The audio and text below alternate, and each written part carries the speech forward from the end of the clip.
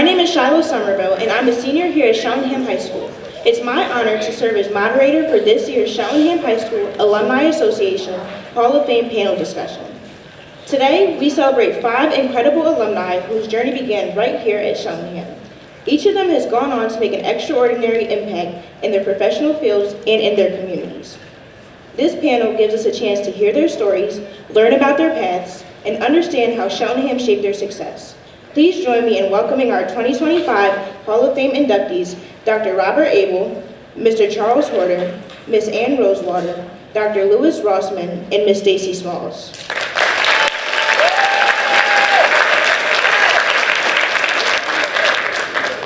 Thank you all for being here today and for sharing your time and wisdom with us. First, we have Dr. Robert Abel Jr., an ophthalmologist, educator, and humanitarian. A 1961 graduate, Dr. Abel is a pioneering ophthalmologist who introduced integrated medicine into eye care and has founded eye banks in Delaware, Jordan, and Tunisia. Author of the Eye Care Revolution, he has published over 200 scientific articles and remains active in humanitarian work, helping provide vision care for thousands of children. Let's give him a round of applause.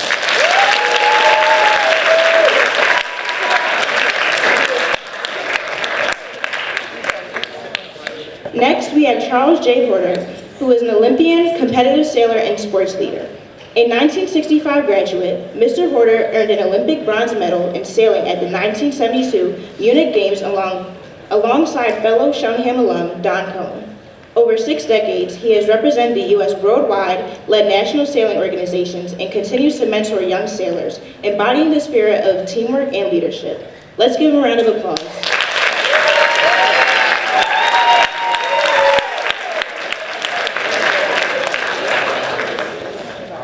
Next, we have Ms. Ann Rosewater, who is a public policy expert and strategic advisor. Class of 1963, Ms. Rosewater has spent her career shaping public policy for children, women, and families.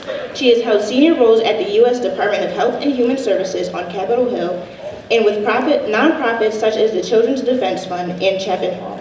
Her career reflects Cheltenham's values of intellect, service, and compassion. Let's give her a round of applause.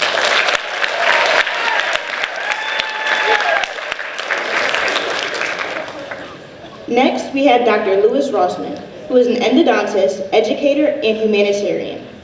A member of the class of 1965, Dr. Rossman is one of the leading figures in dentistry, having chaired national organizations and pioneered programs that expand access to care. He founded a nationwide initiative providing free root canal treatments to underserved communities and continues his public service as a local township commissioner.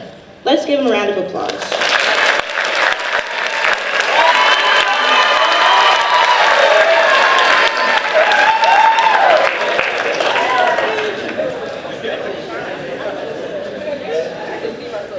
Last but not least, we have Ms. Stacy Smalls, a basketball star, coach, and educator.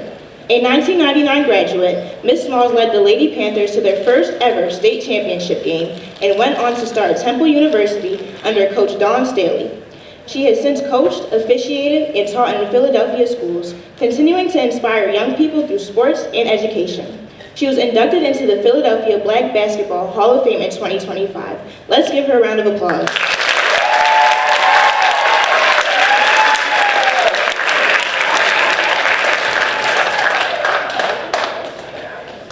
Thank you all for your time today and your great influence. Now we would like to gain more insight about how Cheltenham has influenced you as a leader, person, and change maker. For prompt 1, thinking back to your time here at Cheltenham, what's something you learned or experienced that really stuck with you? How did those experiences shape who you are or how you approach challenges today?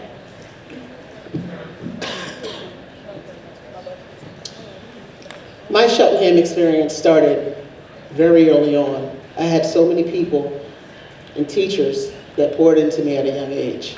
And I can take it back to Wyncote Elementary, Mr. Simon, forever rest in peace, just taking me out to Sixers games because he saw something in me. Sitting in the nosebleeds as a kid, that's when I started to dream. That's when the seed was planted for me. So it started really, really young. Growing up through middle school, all my coaches, going through high school, they all had a huge impact in my life. And to be honest with you, I wasn't the best student. I didn't know what I had. But my teachers, my mentors, my friends, they kept pushing me. Cheltenham is family to me. I still literally hang out with all my classmates. The relationships are strong. I can call my old phys ed teachers, my old educators, and have conversations with them. They helped me so much along the way. And now as an educator, I teach at Lincoln High School. My goal is just to help kids the same way they help me. Sometimes you need a voice. Sometimes you need a little extra push. Sometimes you need somebody to tell you that you can do it. And that's enough to turn that engine on to help you reach your goals. So Cheltenham is the starting ground for me. It helped me in so many ways. And I never want to take it for granted.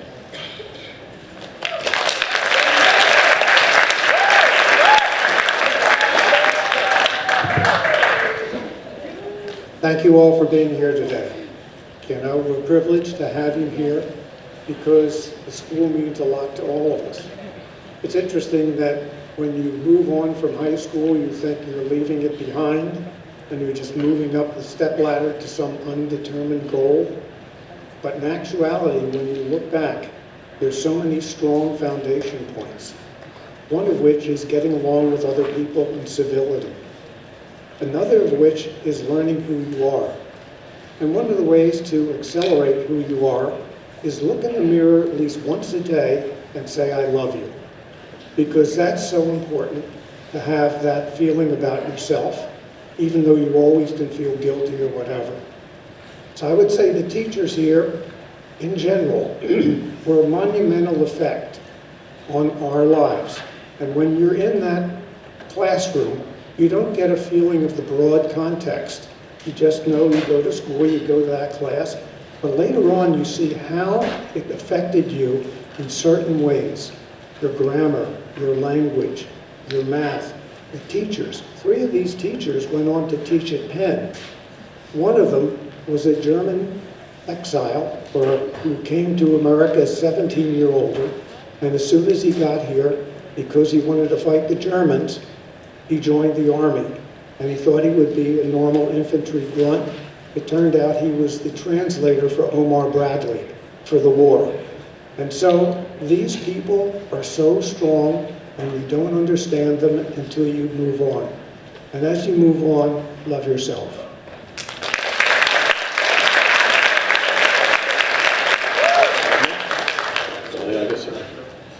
So thank you all for being here this morning. I didn't realize how much I got out of Cheltenham High School until I was honored with this nomination. And maybe go back and think about my history and everything I received. And you're in the same position as I was back in 1979. And you might look at an old fossil sitting up here, but I still have the great enthusiasm I think I had and the great growth I had as a Cheltenham student. I learned about mentoring, teachers that really meant something to me and gave me enormous amount of confidence. I learned how to get along with other people, other cultures. Everybody in my world now, there were no barriers, and there are no barriers now. The richness that I received in education at Cheltenham is second to none, and you should be proud of that. Each day I wake up, I try to be a little bit smarter, and I try to be in a little better shape than when I woke up, and that has carried through, whether it was Mr. Trimble in my phys ed class, who followed me from kindergarten all the way through Cheltenham High School, or it was Mr. Reevey, who was my guidance counselor and history teacher. But all these teachers remained in my history and remained in my culture of growing up. So I applaud each of you. Get what you can here. You don't think you're getting anything, but you're getting an enormous amount of education and self-awareness.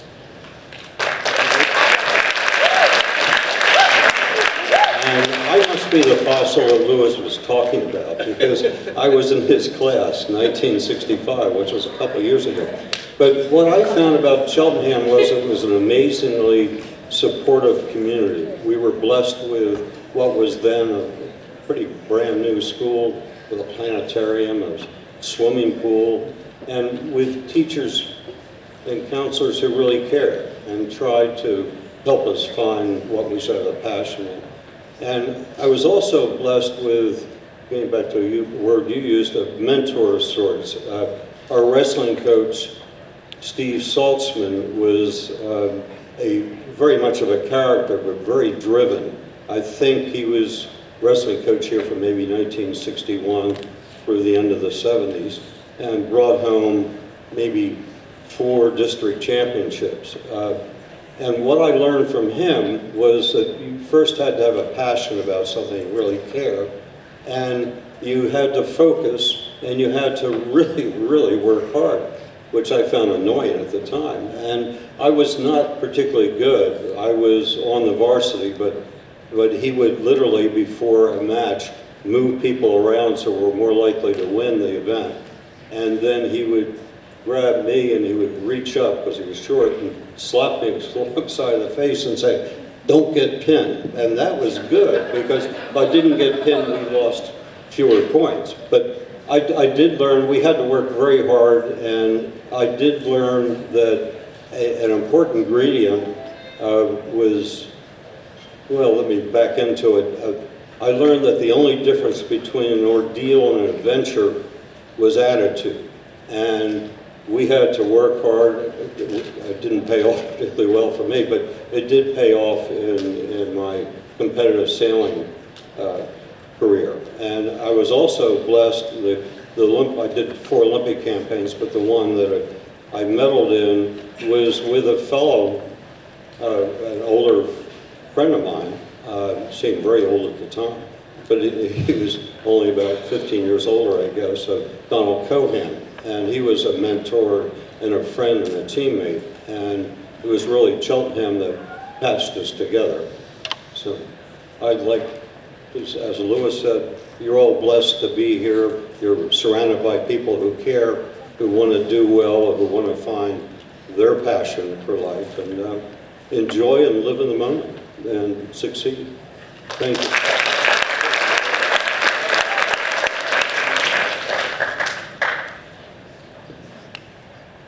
Hi, I'm thrilled to be here with you all. Not only just feeling honored and shocked to be so honored, but as I said to the Alumni Association folks, I thought the opportunity to be with all of you was really much more important than this induction ceremony tonight. So thank you for coming and hearing us. I found Cheltenham and the extraordinary class that I was in to be, to continue throughout my life. I have, as Stacy said, continued to have an enormous number of friends, even from elementary school, and we are totally bonded from this experience. Not only because we had a pantheon of great teachers, and I don't need to mention their names, but in Latin, in English, in social studies, which was really about culture, learning about culture, but also because there were a set of values that Cheltenham High School promoted. And I think they were about learning, about excellence, about disciplined autonomy, which means not only if you are applying learning and excellence, you get to think for yourself. You get to have an opinion. You get to share that opinion. And it's okay. And you also can admit, I don't understand what I'm reading. I don't understand what I'm translating. Let's think together.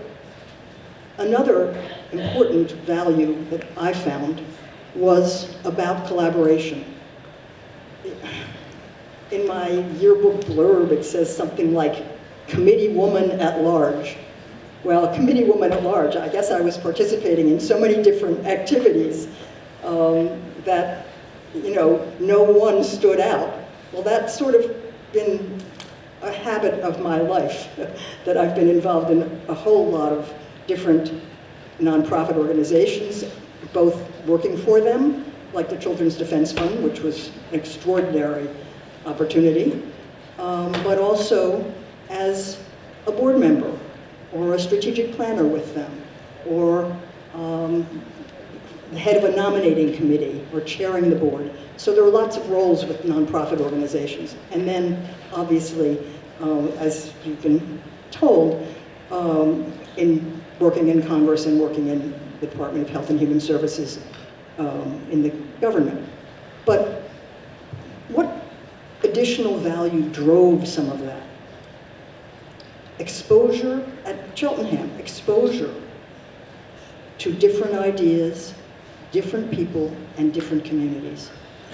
And the experience that was a driving force was in 11th grade, which was 1961-62, when discrimination, racial discrimination particularly, and the violence that it generated were really the height of national concern. Cheltenham was supporting what was called a domestic exchange program, where kids from a different school came to Cheltenham for a week, and we went to their school for a week. Well, what was the school where we had this exchange? It was in Bradenton, Florida.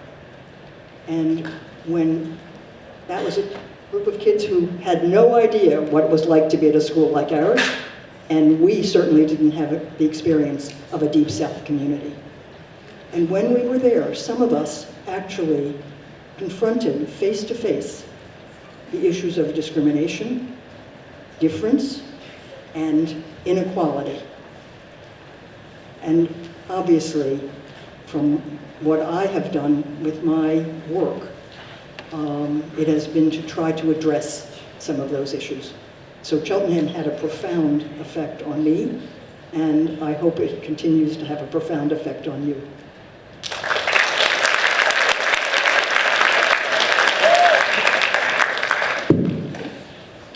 What advice would you give to students here today about making the most of their time at CHS?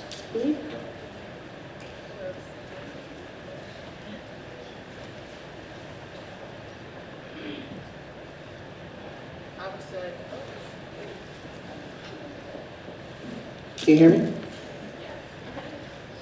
I would say enjoy every moment. Take it all in. Respect your teachers.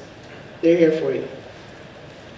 Build relationships, because you never know when you're going to need that person later.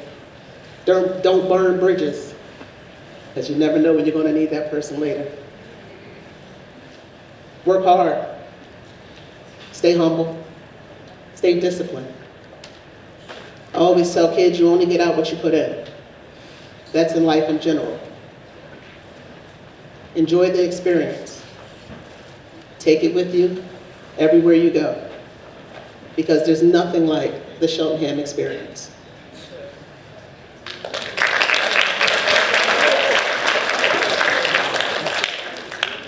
So since COVID, I have been, and when COVID took you and other kids out of school, I have been tutoring young elementary school kids, public school kids in the Philadelphia system.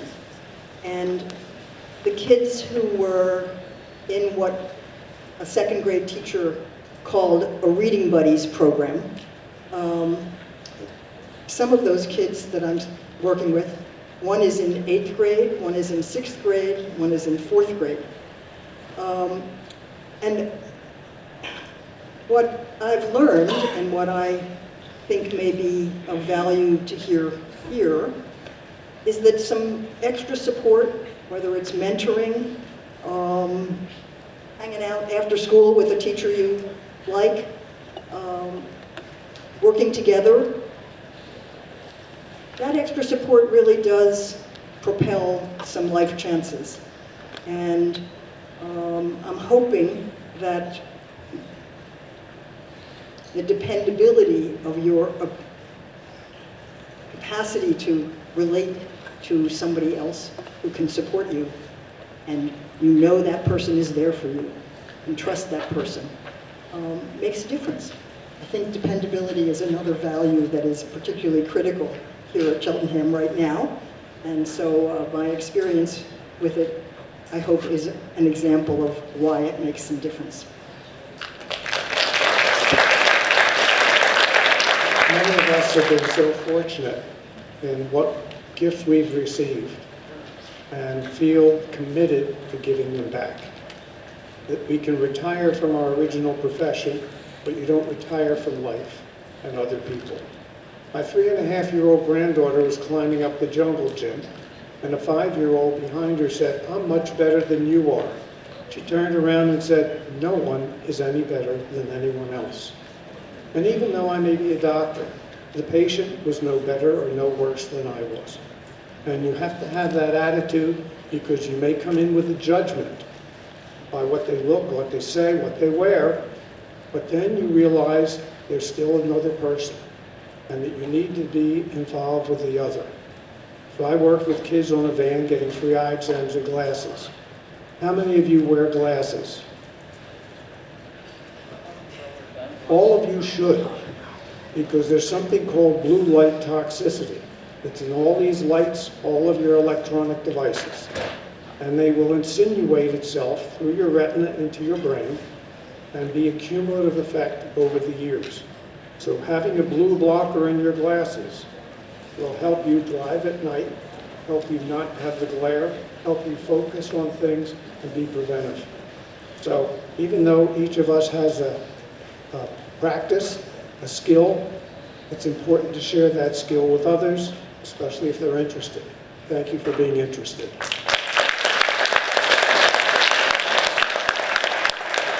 Maybe that's some of my problem, the blue light that's been affecting my brain. But I know there's been something there tickling my brain, and thank you. Okay. Yeah, I don't know if I need the brain now, but I did need the brain for many years.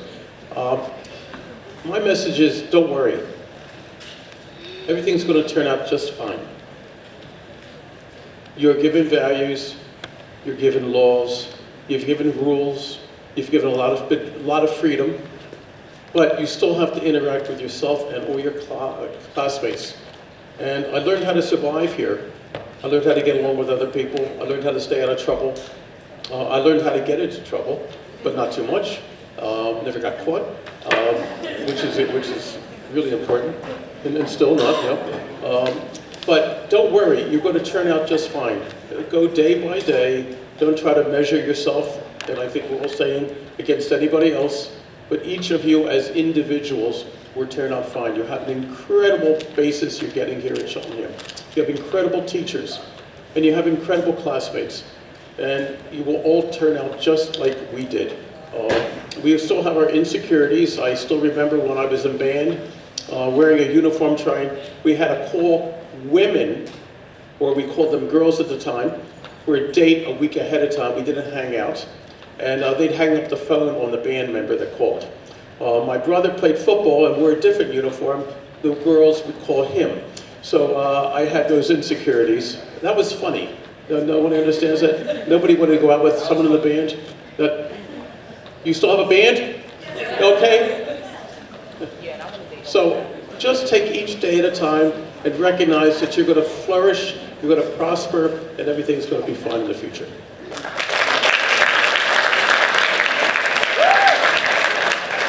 My message would be patient with yourself and take this time at high school as an opportunity to try different things and to figure out what your passion is going to be or what your goals are going to be, and then focus on them.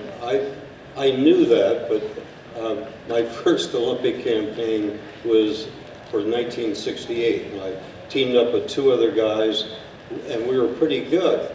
But I lost my focus. At some point I had an opportunity, I was given an opportunity to do my first Newport Bermuda race, which was at that point a big deal to me. 660 miles, sailing and racing all day through storms, and it was just tough. And I thought that was neat. So I backed out of that team and said, hey, I'm 3rd year of college, I really can't afford to go to California to the trials, and I'd like to do it, but good luck. And I excitedly went off to do the Bermuda race. Well, that Bermuda race, I had a lot of fun, built friendships and so forth, but we didn't do well. I came back to the country to find out that the team I was on won the trials and were going to the '68 Olympics. But I was patient with myself and refocused and stayed focused. So, again, take this opportunity at a wonderful school to find your passion.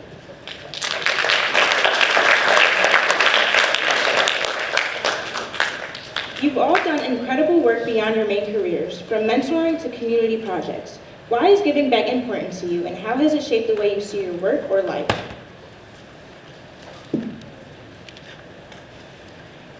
Oh man, giving back. Like I said, it's a full circle moment for me because so many people have poured into me throughout the years. I was just like y'all, a lot of you. Some of y'all probably are falling asleep. Got your AirPods in. Maybe on Instagram. But trust and believe, I've been in your shoes. You only get a certain time to be 14 to 18.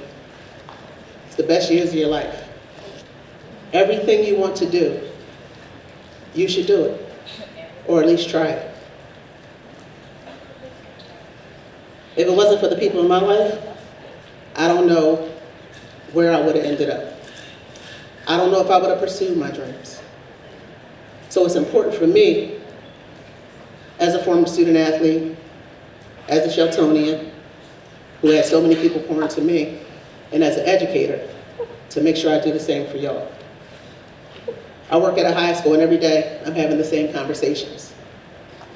To the unmotivated, to the motivated, be patient with yourself. But we got your back. I'm here. I've been there. And that's what inspires me every day. It's you. If I didn't get the plant and seeded in, if I didn't get the seed planted in me, like I said, I didn't know where I would be. So it's always been my goal to plant the seed in y'all. Forever.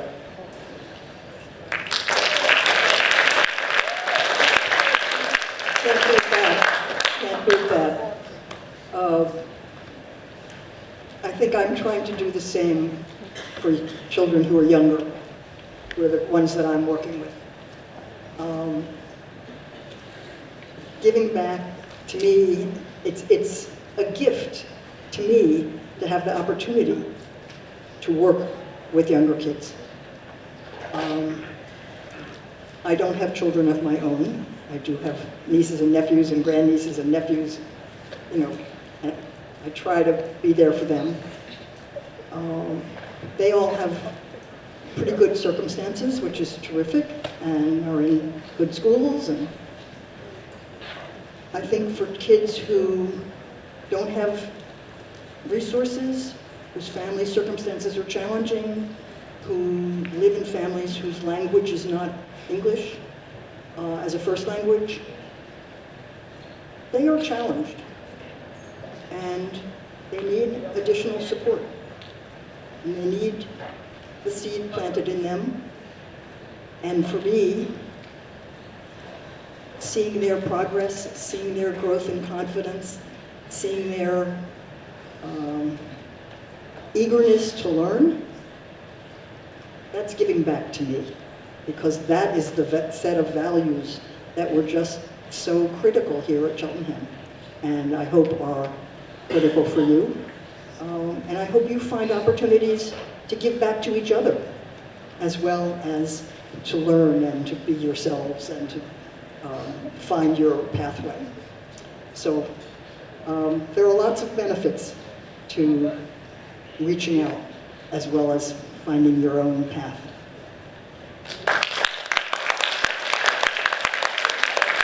I think my new best friend Lewis said it well. The reason we're here today is because we wanted to be. And the reason that's most important for us is not to hear how great we each are, because that's relative. It's how great you are. And the fact is, I've always tried to be play it forward. Do something nice, you get your echo from the woods. I don't know if you've ever heard that. That you do enough good, you're going to receive. And a lot of times doing good benefits the doer. You will feel good when you do something kind. Only afterwards do you recognize that in yourself. And there's lots of ways that each of us have done this with children. Children are one of the best because they are more honest. And the fact is they will absorb things. But the fact is everyone needs a pat on the back, feeling of kindness, saying hi to the people when you walk in the door of the school. You see the security person every day. How are you doing today? That picks them up, just like if someone says that to you. So play it forward and give it back.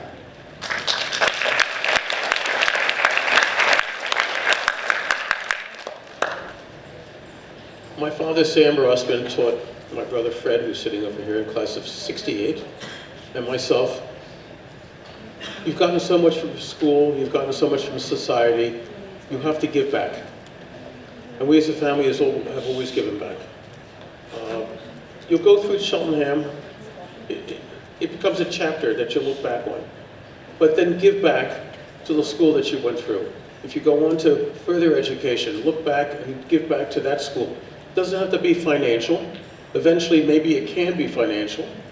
But give back in some way, volunteering. You will find that many doors are opened for you here at school.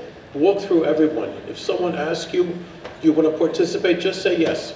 You can always say no later, but take advantage of everything that's offered to you.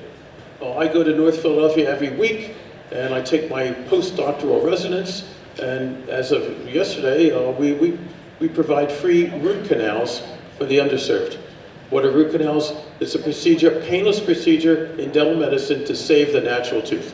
So we give people, we take them out of pain, and we give them a self-enhancement, and we really advance what we've given to other people, perhaps charged for that, and now we're giving it back to the community. So it's just one thing, but I can speak for everybody else here. We've contributed to books, to publications, to all these things that patted our ego and did give back, but think about giving back once you get through this and once you get through the next step. And you will be able to do that in a volunteer way and then eventually in a financial way too.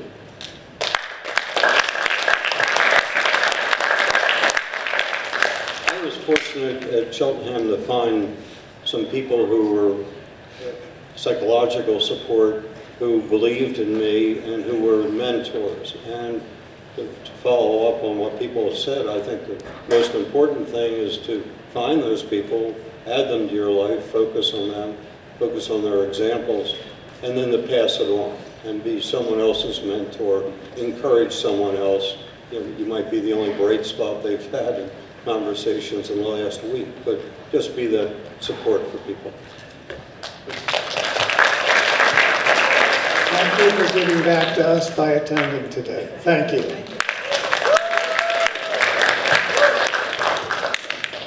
How have you learned to connect with or really understand the people that you serve? Well, like I said before, I was you. I can relate. I can relate to a student athlete. I can relate to a girl that's just a teenager growing up in high school. I just can relate. So it's important for me to always just pay it forward. I have too many blessings that have come my way through Cheltenham for me not to pay it forward. It's important just to give back. Letting people know that, hey, I got your back. That's pretty much it.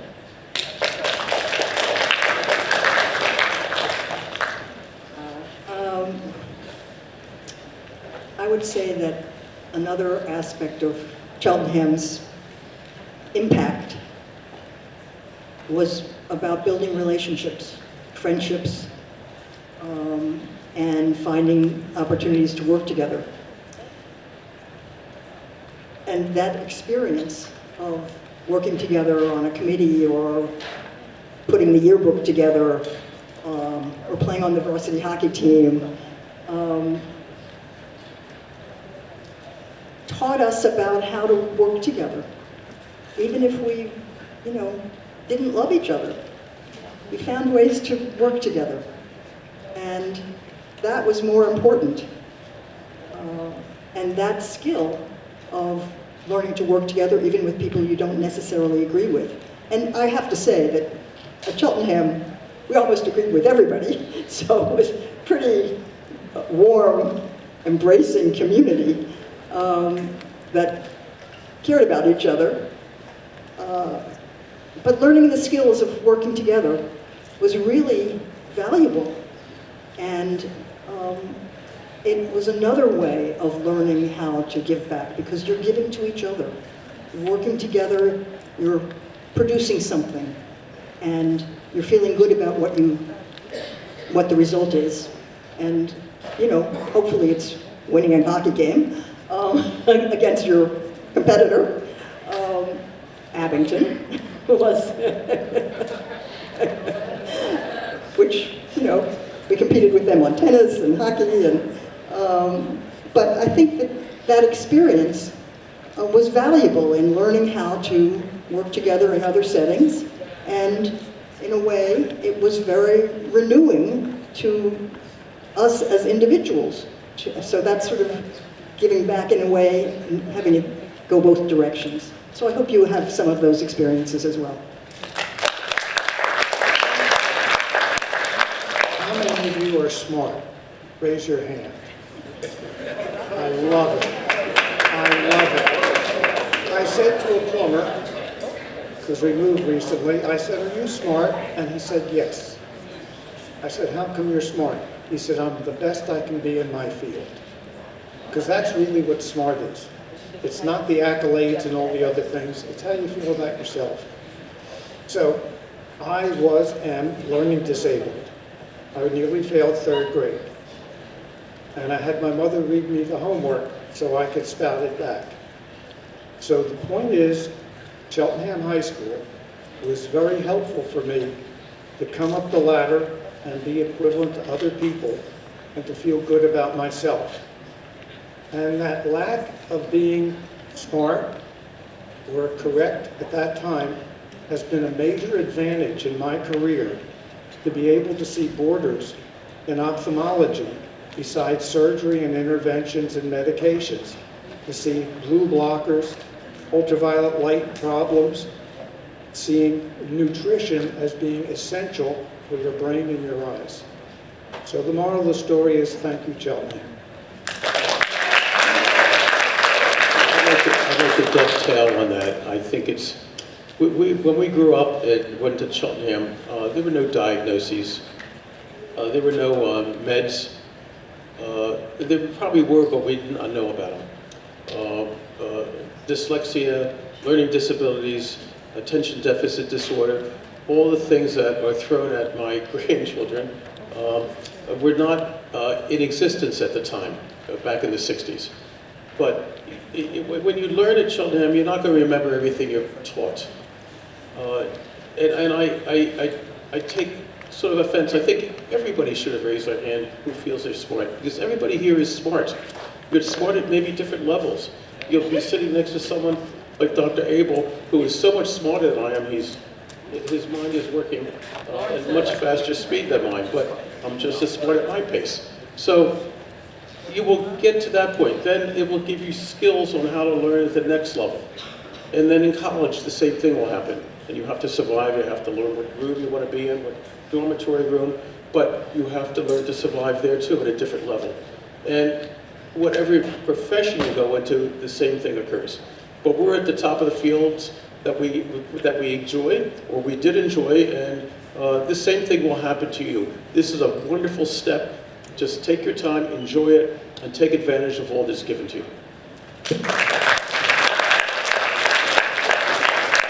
I think what you really learn in high school, particularly a special one like this, is to interact with people, build relationships, learn how to build relationships, learn how to be patient with people, and communicate so that they'll be patient with you. But that's, I think, the primary skill that you really want to focus on, if you will, at high school and when you go off to college. That pays big dividends when you go out in the business world or professional world, or or have a marriage or a partnership, or any relationship with somebody in sports or just everyday life. So.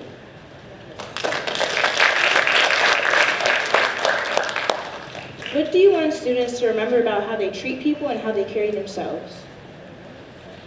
Oh, this is a good one. How many of y'all treat your teachers nice? Raise your hand. Yes, sir, I love it. People remember me for basketball, for the most part. But one thing everybody will say about me is that I smile when I greet you, and I am a pleasant person. Every job interview, every letter of recommendation, when my name comes up, yeah, she could play basketball. She was pretty good, but she was a better person. That's what I want to be known as. That's what I want to be remembered as. A good person that built strong relationships, that didn't burn any bridges, that was respectful, even when I didn't want to be respectful. There was times, I get it. But you never know when you're going to have to cross that bridge again. You never know. I will tell you this, everything comes full circle. You're like, hey, I'm gonna leave Cheltenham. I won't see those people again. You never know. So be kind, be nice, be humble, smile, be respectful. It goes a long way. I can't reiterate that enough. It goes a long way.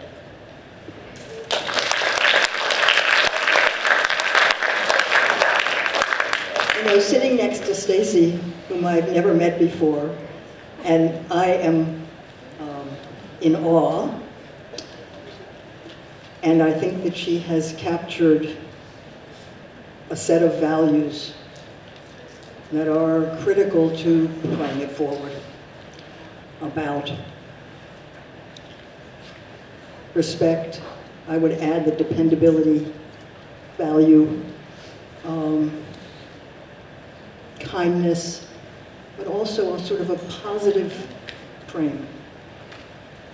I also am a person who smiles. I smile a lot. Some people think I shouldn't smile so much.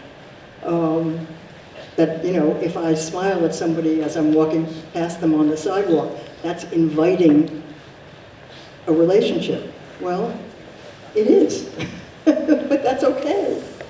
You know, I appreciate the opportunity to be with others and to engage with others, to build relationships, some obviously much more meaningful than others, and to find ways to learn from others as well as do things with others. And in addition to, I mean, we've all said this now several times, and it's going to get a little boring, but giving back has meant a huge amount to us, and we found that value embedded in what was promoted when we were here at school. So we're very, very lucky to be able to be in a position from the fields that we were in and are in, because I think none of us have walked away, to continue to use those values as our guiding lights. And we thank Cheltenham for that. And we thank you for continuing that tradition for us and with us.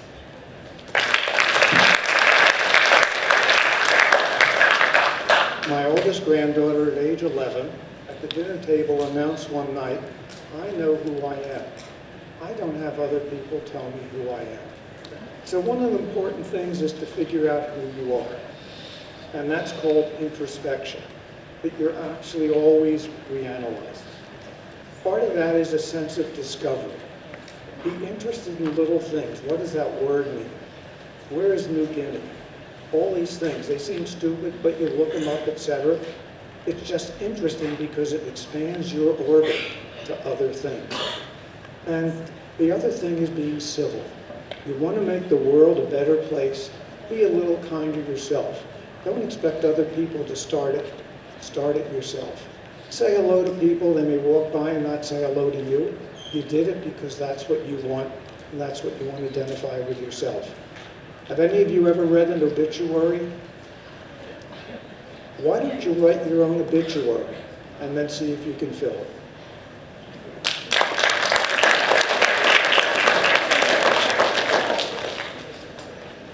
It takes less muscles to smile than it does to frown. I have braces, so I can't smile all that well. But it's the old golden rule principle. Treat everyone else the way you'd like to be treated. You learn that in high school, and you can carry that with you, and you can teach others to behave the same way. There's no reason for aggression, there's no reason for anger. Just be happy with yourself, carry that forward with a smile and with conversation.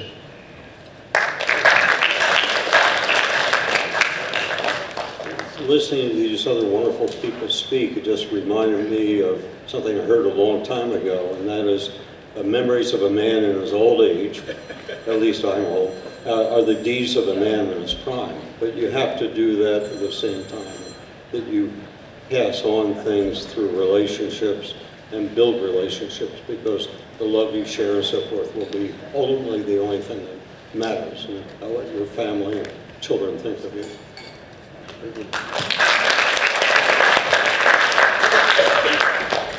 At this point, we'd like to open it up for a few questions from students or staff.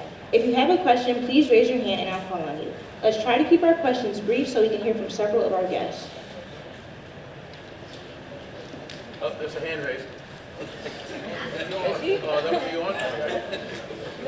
Does anybody have any questions at this moment? Got one in the back.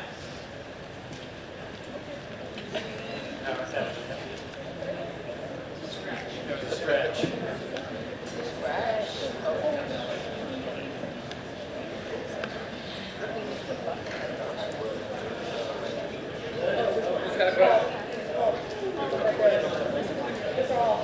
So have you heard about the cross-eyed teacher? She couldn't control her pupils.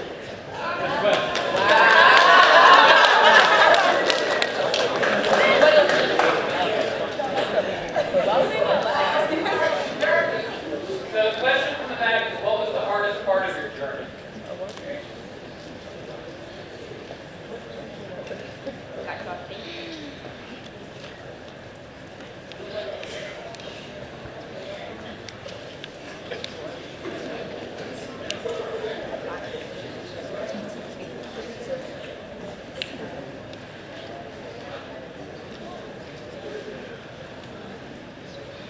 I would say the hardest part of my journey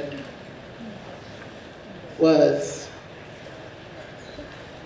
maybe having the discipline and holding myself accountable.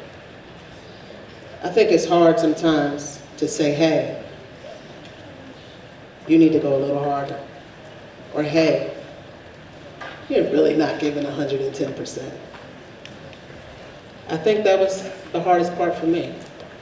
Just being disciplined. It takes a very special individual to be disciplined.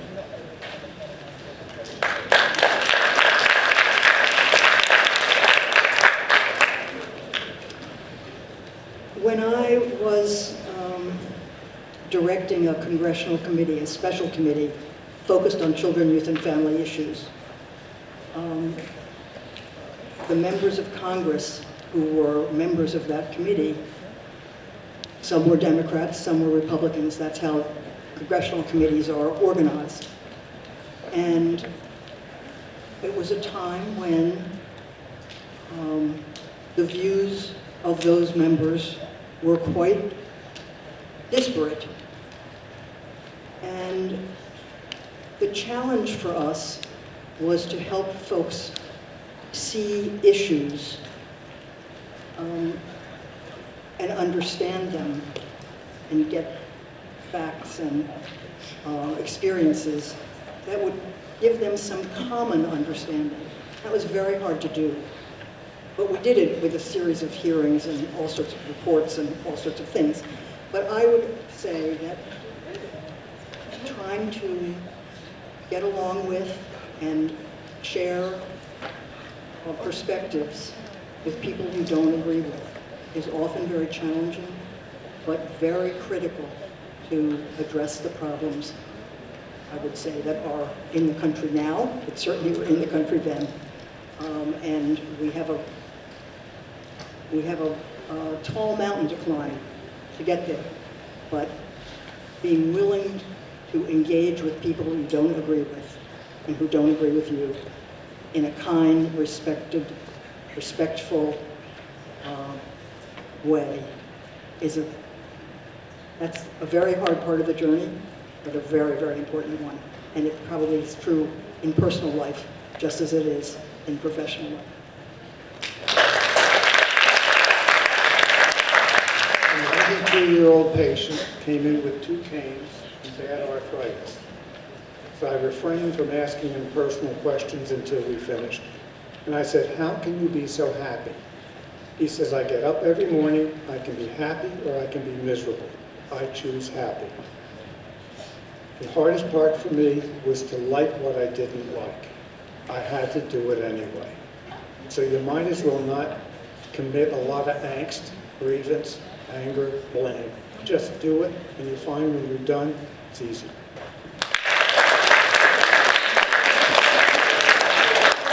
I think the hardest part of my journey has been learning how, and I think I'm echoing some other words and other people, that to get along with other people.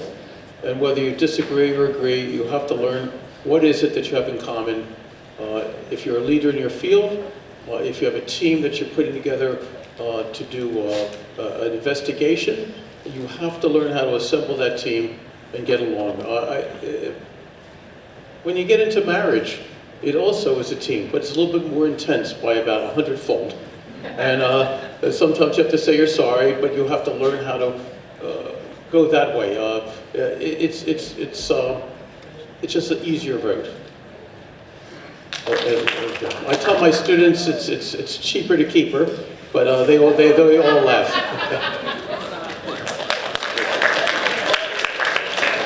And I had 2 hardest times, I guess. One was after 4 Olympic campaigns, listening to my family, who kept telling me enough is enough, get back to real life, but to deal with that part of my life ending and tuning in other things. The other actual moment, which was one of the hardest times, was in the '72 Olympics. You might remember the massacre in Munich, where I guess there were 9 Israeli wrestlers who were murdered. And it was a very tough time. We had gone to opening ceremonies, but then went up to our venue, which was in the Baltic, a town called Kiel. And I guess we had put 1 or 2 of 6 races in. And when we came back to our venue, we found out about the massacre. And we had to decide what was the right thing to do. Do we stay on and compete and not cave into the tragedy, or do we honor the people and go home? It was not an easy time. Luckily, the Olympic Committee made the decision for us, and they wisely decided to continue on. We had one day of quietness and remembrance, and then took it up again. And the other associated thing was there was an Israeli team there, and the fellow Donald Cohen is also being honored posthumously today, who was Jewish.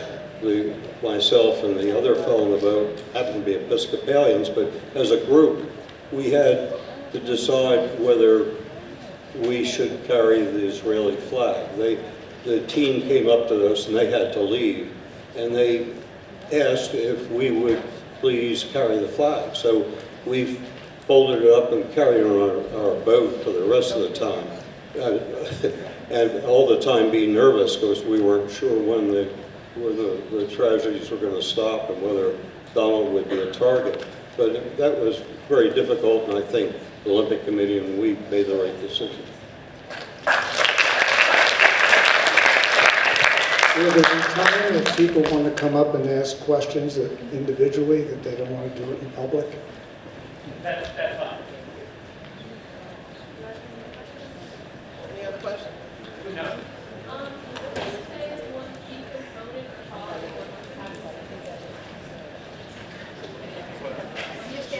At the end, you want the opportunity.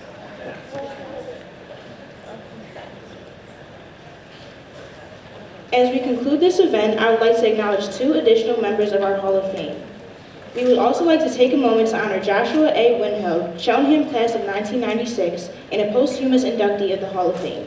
Josh lived with Duchenne muscular dystrophy, and yet he pursued his education, his writing, and his relationships with extraordinary courage, humor, and purpose.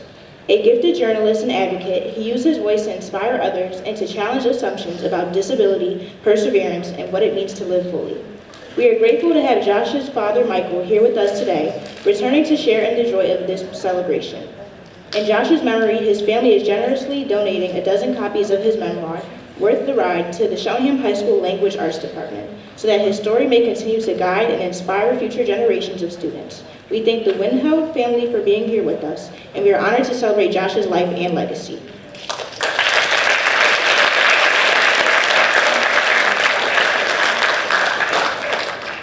We would also like to recognize Craig Littlepage, Cheltenham class of 1969.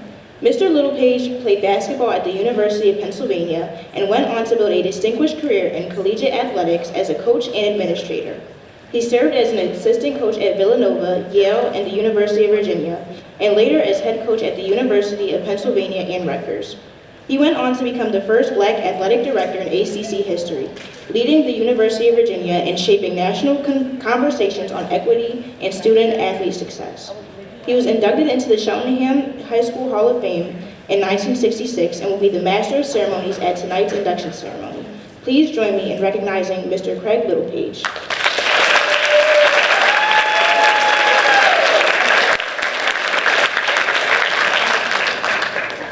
On behalf of Cheltenham High School and the Alumni Association, thank you to our inductees for sharing your stories and inspiration with us today. Your achievements remind us that what starts here at Cheltenham truly reaches far beyond classrooms, into professions, communities, and lives changed for the better. We look forward to celebrating your official induction this evening. Please join me in one more round of applause for our 2025 Hall of Fame inductees.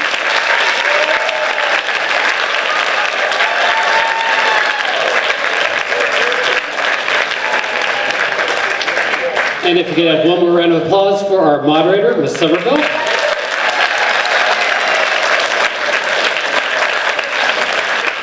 On behalf of the entire Cheltenham community, I thank our inductees. I also thank the audience for your participation over the last hour. We're going to dismiss in 1 minute.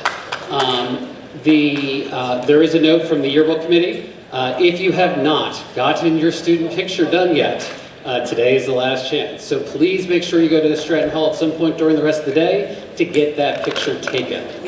Okay, so the bell rings at 11:04. We're going to hold here for about a minute and a half and then we'll dismiss. So just hang tight.